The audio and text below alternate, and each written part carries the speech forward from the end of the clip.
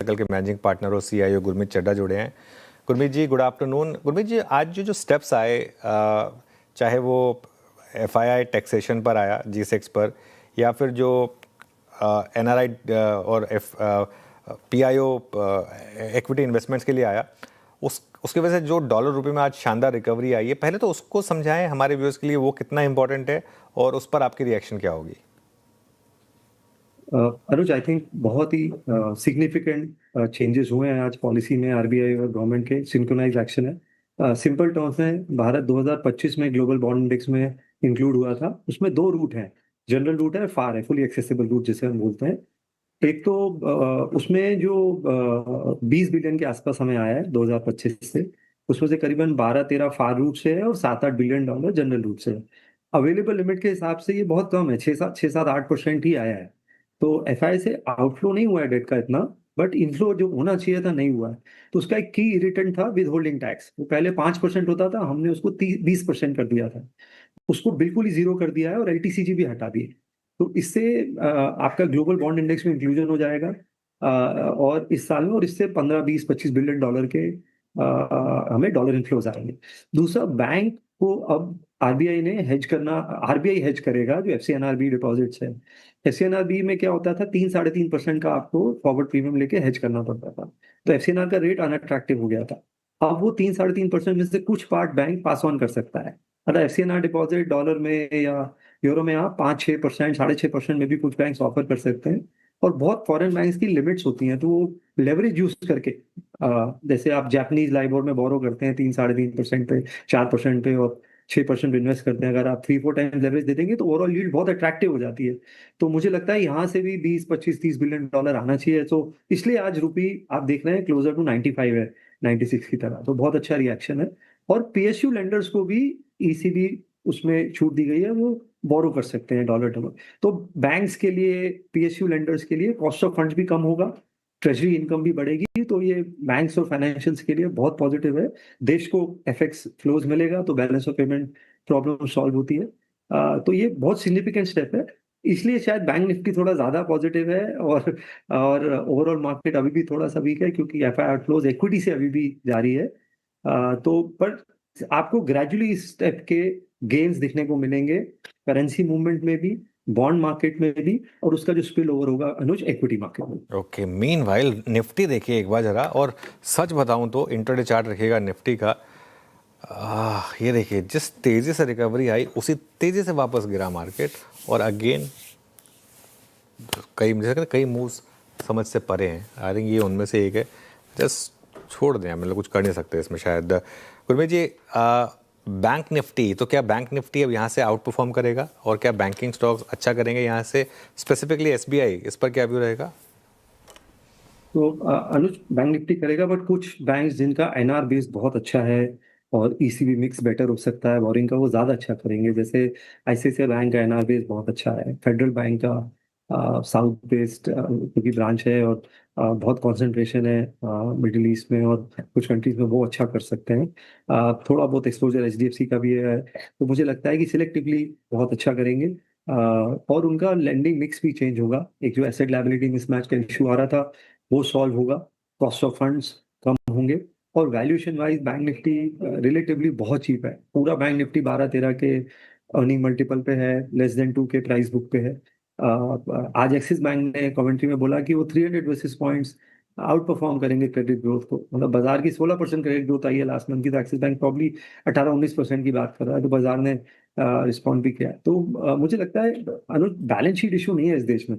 Balance sheet corporate का, bank का, दोनों का अच्छा है। थोड़ा सा पीएनएल इशू है, और PNL issue is a easy problem to fix. तो ये धीरे धीरे मुझे लगता आएगा, क्योंकि अभी एफआई शॉर्ट है। शॉर्ट टर्म में समझना मुश्किल है कि किस किस हिसाब से पोजीशनिंग है, बट सूनर और लेटर मार्केट इस मूव को रिस्पॉन्ड करेगा। और मुझे लगता है कि ये अभी सिर्फ इतने स्टेप्स नहीं है, आपको और स्टेप्स देखने को मिलेंगे। तो मैं रूल आउट नहीं करूंगा गवर्नमेंट और स्टेप्स लेगी। जो इक्विटी आउटफ्लो है, क्योंकि वो सबसे बड़ा प्रॉब्लम है, वो हम ऑलरेडी 25-30 बिलियन इस साल यू लूज कर चुके हैं। तो आई थिंक उसको भी एड्रेस करने के लिए कोई ना कोई स्टेप जरूर लिया जाए। वही अपेक्षित है। बट मीनवाइल अगर आप एक बार रुपया लेके आए, यस, और ये जो बात अभी तक हम कर रहे हैं इस मंच पे और जो अभी गुरमीत ने भी कही, सबसे अगर आप देखें बड़ी इंटेंशन बहुत अगर आप देखें जो थी वो थी रुपए को संभालना। Now it's almost 94.90। मेरे ख्याल से ये इस दौर की हालिया दौर की सबसे हाईएस्ट ट्रैजेक्टरी है। It's 94.93 as of now. तो रुपए में एक शानदार रिकवरी है। अच्छा गुरमीत, क्योंकि हायर लेवल्स पे सेलिंग भी है, इसमें कोई राय नहीं है। इतने बड़े अगर आप देखें आज इवेंट के बाद, हालांकि ये इवेंट कुछ हद तक पहले से भी प्राइस में था। आप लोग पोजीशन कैसे हैं अपने पीएमएस में इस वक्त? आपने पिछले 20 दिन में पोस्ट अर्निंग्स क्या क्या ऐड किया? कहाँ कन्विक्शन आपका ज़्यादा बड़ा नंबर्स के बाद? तो एक क्लियर विनर जो मार्केट में ऑलरेडी दिख रहा है वो एनर्जी और पावर इक्विपमेंट स्पेस है वीरू। तो हमने पोर्टफोलियो में वारी एनर्जी ऐड किया है। एनर्जी में हमने जी वर्नोवा थोड़ा सा ऐड किया जब बीच में 2-3 दिन डिप मिला था। हमने कुछ कंडक्टर स्टॉक्स ऐड किए हैं। तो पूरा पावर इक्विपमेंट स्पेस बहुत अट्रैक्टिव लग रहा है। मैं आपको एग्जांपल देता हूँ, एचवीडीसी का, एचवीडीसी जो सेशन है उसकी अभी करंट रेवेन्यू 10,000 करोड़ है मान लीजिए। अपॉर्चुनिटी साइज 2 से 2.5 लाख करोड़। तो ये हम अर्निंग मल्टीपल देख के थोड़ा सा हमें लगेगा कि स्टॉक्स बहुत ऊपर गए हैं, बट अपॉर्चुनिटी साइज बहुत बड़ा है। 8-9 लाख करोड़ के कैपेक्स की बात हो रही है ट्रांसमिशन और डिस्ट्रीब्यूशन स्पेस में। सीजी पावर हमारे पास ऑलरेडी है बहुत समय से, तो वहाँ हम बेनिफिट हुए हैं। हमने एक छोटा कंपनी ऐड करी थी हिंद रेक्टिफायर, मैंने कई बार चर्चा करी, ये रेलवे के लिए ट्रांसफॉर्मर्स बना पाया। तो ये स्टॉक ने बहुत अच्छा किया। और रिसेंटली अभी हमने आजाद इंजीनियरिंग काफी ऐड किया है, जब थोड़ा सा स्टॉक में थोड़ा बहुत करेक्शन आया था, क्योंकि वो एनर्जी पे भी है, डिफेंस पे भी है। डिफेंस में अनुज के साथ कई फोरम पे चर्चा कर चुका हूँ। ये डेकेडल थीम है, आपको न्यू हाइस पे दिख रहे हैं बहुत सारे स्टॉक्स। अभी आप देखिए लॉइटरिंग एम्यूनिशन और ड्रोन का $2 बिलियन का ऑर्डर आया है। अभी मिसाइल यूनिट एक आर्मी में क्रिएट हो रहा है। हमें कम से कम 4 से 5 हजार बैलिस्टिक मिसाइल चाहिए। करंट इन्वेंट्री 500-600 की है। तो बहुत बड़ी अपॉर्चुनिटी है। और आप ब्रह्मोस देखिए 70% कंटेंट लोकलाइज हो गया। तो आप देखिए कितने एंसिलरीज बेनिफिट करेंगे। जैसे डेटा पैटर्न है वो फायर कंट्रोल सिस्टम बनाता है, तो मैं उसका एक एग्जांपल दे रहा हूँ, स्टॉक रिकमेंडेशन नहीं है। तो डिफेंस हमने ऐड किया है। और थोड़ा सा मैंने पहले चर्चा करी थी, इंपोर्ट सब्स्टिट्यूशन थीम हम देख रहे हैं। युआन अप्रिशिएट कर गया 20-22%। तो जब भी कोई कैपेसिटी ऐड हो रही थी केमिकल स्पेस में, एपीआईज में, कैपिटल इक्विपमेंट में, चाइना से प्राइस कटिंग हो रही थी और वो काफी हद तक कम हो गई है। तो एक minimum import price duty government ने लगाई है सेक्टर पे और युआन अप्रिशिएट कर गया। तो 20-25% का जो गैप था वो कवर हुआ है। तो सिलेक्टिवली हम कुछ केमिकल और एपीआई नेम्स भी पोर्टफोलियो में ऐड करेंगे। ओके गुरमीत जी, गुड आफ्टरनून। इनफैक्ट मैं आपसे डिफेंस पर ही पूछने वाली थी और स्पेशली ड्रोन्स सेक्टर को ही लेकर पूछने वाली थी। अभी थोड़ी देर पहले हमने सिमसी आवाज़ के अपने दर्शकों को एक रिसर्च बताई थी ड्रोन स्टॉक्स के ऊपर। इनफैक्ट ऑपरेशन सिंदूर के दौरान जब आपसे बातचीत हो रही थी तो आपने कहा था कि अब लड़ाई सिर्फ आर्मी वाली नहीं रह गई है, टेक्नोलॉजी वाली रह गई है और ड्रोन्स में काफ़ी कुछ करना पड़ेगा भारत को, वो तो समझ में आया। लेकिन अब एक और बड़ा स्पेस, कैपिटल मार्केट स्पेस, जिस कदर टूटा है आज गुरमीत जी उस खबर के बाद, प्रॉप डेटिंग और एमटीएफ के नियम के बाद, ये तो एक्सपेक्टेड थी चीज़ें, लेकिन अब क्या आपका व्यू चेंज हुआ है मार्केट के रिएक्शन को देखकर, या फिर अभी भी इंटैक्ट है, एक बड़ी थीम रहेगी कैपिटल मार्केट स्पेस? चलिए मैं ये बोलूंगा कि ड्रोन के साथ साथ स्पेस टेक्स भी देखिए, क्योंकि डिफेंस और स्पेस टेक का आपको कन्फ्लुएंस देखने को मिलेगा बहुत सारे पॉकेट्स में। तो स्पेस टेक्स भी देखिए डिफेंस के साथ, उसमें भी बहुत इंटरेस्टिंग प्लेज आ रहे हैं और ड्रोन अपॉर्चुनिटी अभी और बड़ी होगी। आप देखिए नागास्त्रा 1 हमने यूज किया ऑपरेशन सिंदूर में, उसकी बहुत साइप्रस और काफी कंट्रीज में काफी डिमांड है ब्रह्मोस के अलावा। और अभी इसमें नागास्त्रा 2 भी आ रहा है, आइडिया फोर्स है ही है ड्रोन स्पेस में और भी बनेगा। कैपिटल मार्केट में हमारा फोकस अभी वेल्थ मैनेजमेंट और एएमसीज में ज्यादा है, और जहां एन्युटी बेस्ड रेवेन्यू है। तो एएमसीज में हमने बिरला ऐड किया, एसेट मैनेजमेंट 900 के ऑड लेवल्स पे। स्ट्रक्चरल टर्न अराउंड है, हरीश कृष्णन जी जब से आए हैं as a CIO. Equity mix change हो रहा है, उनका डेट ज्यादा था, अभी इक्विटी मिक्स इंप्रूव हो रहा है। एसआईएफ लॉन्च हो रहे हैं, कमोडिटी ईटीएफ्स में फ्लोज अच्छा है। तो एएमसी और वेल्थ मैनेजमेंट, ब्रोकिंग को और ट्रांजैक्शन बेस्ड बिजनेसेस को जैसे सीडीएसएल है, नियर टर्म में आउट परफॉर्म करेंगे, लॉन्ग टर्म में वापस ट्रांजैक्शन। आई थिंक एनएससी का आईपीओ जब आएगा वो एक बहुत बड़ा इवेंट होगा।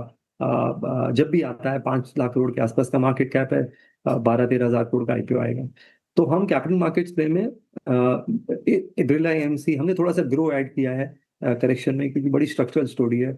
45% न्यू एसआईपीज अब वहां पे रजिस्टर हो रही है, एसेट मैनेजमेंट में अच्छा कर रहे हैं, और जैसे जैसे वॉल्यूम ठीक होगा, ब्रोकिंग बिजनेस बढ़ेगा, मार्केट शेयर गेन करते जा रहे हैं न्यू अकाउंट्स ओपन में। तो ये हमारे कैपिटल मार्केट प्लेस है। ओके, मीनवाइल अदानी ग्रीन लेकर आइए एक बार जरा, 7% ऊपर हो गया। अब अदानी एनर्जी ये भी 4% ऊपर, बड़े मूव्स आ रहे हैं इस समय अदानी ग्रुप स्टॉक्स में। गुरमीत जी, ये अदानी ग्रुप स्टॉक्स में आपकी प्रेफर्ड पिक्स क्या होंगी? तो अनुज, हमारे पास अदानी का कोई एक्सपोजर नहीं है, बट अब हम रिव्यू कर रहे हैं जब से ये सेटलमेंट हुआ है यूएस के साथ, क्योंकि एक बहुत बड़ा ओवरहैंग था, उससे इंस्टीट्यूशनल सेलिंग और नेगेटिव कवरेज होती है। और अदानी ग्रीन जैसा आपने बोला एक स्टॉक है जो अभी भी प्री हाइडेनबर्ग वाले लेवल पे था, बाकी जगह अच्छी मूवमेंट आई है, चाहे वो एंटरप्राइज हो, पोर्ट्स हो, बाकी बिजनेस हो। हम अभी अदानी एनर्जी को थोड़ा सा स्टडी कर रहे हैं और अदानी पोर्ट को। तो हमें लगता है कि बहुत यूनिक बिजनेस है, और पोर्ट्स में एक्चुअल में देखा जाए तो एक ऐसा बिजनेस है जिसमें फ्री कैश फ्लो है। अदानी बाकी सारे बिजनेसेस में लेवरेज है, शेयर प्लेजिंग है, और काफी केपेक्स इंटेंसिटी है। हम एनर्जी में अभी जेएसडब्ल्यू एनर्जी को भी इवैल्यूएट कर रहे हैं, और देख रहे हैं कि हम क्या ऐड कर सकते हैं। वारी हमने अभी रिसेंटली ऐड किया है। तो जैसे मैंने बोला, मैं एनर्जी स्पेस को लेके बहुत बहुत कंस्ट्रक्टिव हूँ, और मुझे ऐसा लगता है कि ये सबसे बड़ी इंडिया से सबसे बड़ा एआई का फॉलो थ्रू बेनिफिशियरी है, वो इलेक्ट्रिफिकेशन है। और यहाँ पे ऑर्डर बुक 2029-30 तक सबकी फुल है, जो भी अच्छे प्लेयर्स हैं। तो रेवेन्यू विजिबिलिटी है, एक्जीक्यूशन रिस्क कम है, मार्जिन इंप्रूव होता हुआ दिख रहा है। तो ये परफेक्ट परफेक्ट कॉम्बिनेशन। ओके, अगर आप देखें इस स्पेस में एक स्ट्रॉन्ग कन्विक्शन आपका यहाँ पे गुरमीत जी। अच्छा गुरमीत जी, ऑटो में मारुति ने जो एक फ्लैक्स फ्यूल वाली वैगनआर लॉन्च करी, प्रोडक्ट इनोवेशन हो रहे हैं, दैट्स गुड, है ना, ये अच्छी बात है। आप कैसे देख रहे हैं इसको? और पिछले अगर एक महीने के प्राइस सेक्शन को देखें, टाटा मोटर्स पैसेंजर व्हीकल, एक स्ट्रॉन्ग रिकवरी यहाँ पर। आपने ऑटो में क्या प्लेसमेंट रखी हुई है अपनी इस वक्त? तो हमने पीछे संधार ऐड किया था, मैंने आपसे चर्चा की थी, क्योंकि टीवीएस का सबसे बड़ा सप्लायर है, टीवीएस के नंबर्स बहुत अच्छे आ रहे थे, तो उसका फॉलो थ्रू रिफ्लेक्शन होना ही था। 60% रेवेन्यू टीवीएस से आता है संधार का। तो वो लॉक्स बनाते हैं, फैब्रिकेशन है, शीटिंग है, इंडस्ट्रियल कैबिन्स बनाते हैं। तो थोड़ा सा उनका जो 2 व्हीलर 4 व्हीलर मिक्स है, अब 55-45 60-40 हो गया, पहले 2 व्हीलर की तरफ ज्यादा था। तो स्टॉक ने बहुत अच्छा किया अर्निंग्स के बाद। अभी हम मदरसन वायरिंग को स्टडी कर रहे हैं। तो अगर आप देखिए, अगर आप एक पेट्रोल मॉडल लीजिए किसी कार का, लेट्स से MG हेक्टर है, 18 लाख रुपए का पेट्रोल वर्जन है, तो उसमें मान लीजिए 15,000 रुपए का वायरिंग हार्नेस यूज होता है। तो उसका ईवी वर्जन है, उसमें 35-40 हजार का होगा। तो वायरिंग हार्नेस ईवी में और हाइब्रिड में ज्यादा है नॉर्मल इंजन से। तो जैसे जैसे ऑटो पिकअप होगा और ईवी पिकअप होगा, हमने एस्टिमेट किया था कि ईवी एडॉप्शन 8% होगा। पिछले महीने की अगर आप सेल्स देखें, ऑटो सेल्स की 10% हो चुका है ऑलरेडी। तो बहुत तेजी से अडॉप्शन बढ़ रहा है। तो जैसे जैसे ईवी अडॉप्शन बढ़ेगा और ऑटो में पिकअप आएगा, वायरिंग हार्नेस में डबल प्ले आएगा। तो ये एक बिजनेस हम थोड़ा इवैल्यूएट करें। हमने अभी as a disclaimer position add नहीं करी है, बट इसको स्टडी करें। चलिए गुरमीत, बहुत बहुत शुक्रिया और इस पूरी चर्चा के लिए, और अपनी पोर्टफोलियो की मतलब PMS की प्लेसमेंट पे बात करने के लिए बहुत बहुत शुक्रिया आपका।